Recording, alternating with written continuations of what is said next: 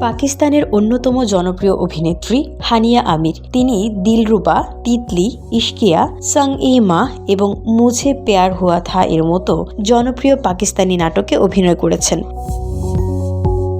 অভিনয় দক্ষতা ও প্রতিভার জন্য তিনি দেশের অন্যতম সেরা অভিনেত্রীদের মধ্যে গণ্য করা হয়। তার কাজের জন্য তিনি অনেক পুরস্কৃত হয়েছেন। তিনি পাকিস্তানের শীর্ষ পারিশ্রমিক প্রাপ্ত অভিনেত্রীদের মধ্যে একজন।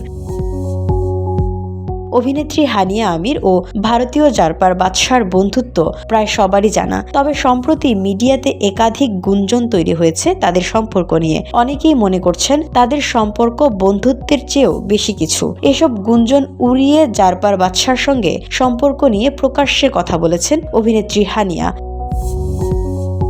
তাদের সম্পর্ককে শুধু বন্ধুত্ব হিসেবে বর্ণনা করেছেন তিনি। সম্প্রতি এক সাক্ষাৎকারে বাদশার সঙ্গে সম্পর্ক নিয়ে কথা বলেছেন হানিয়া আমির।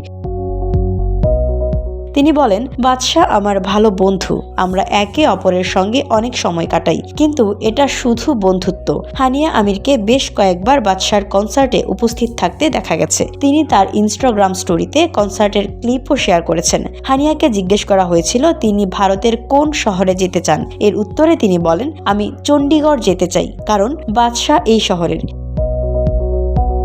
এদিকে বাদশা সামাজিক যোগাযোগ মাধ্যমে হানিয়া আমিরের সঙ্গে সম্পর্ক নিয়ে কিছু মন্তব্য করেছেন। তিনি বলেছেন, হানিয়া আমার খুব ভালো বন্ধু এবং আমরা একে অপরের সঙ্গে অনেক সময় কাটিয়েছি, তবে আমাদের সম্পর্ক শুধু বন্ধুত্বের। আমরা একে অপরকে অনেক ভালোভাবে জানি এবং আমাদের মধ্যে কোনো সম্পর্কের কূটনীতি নেই।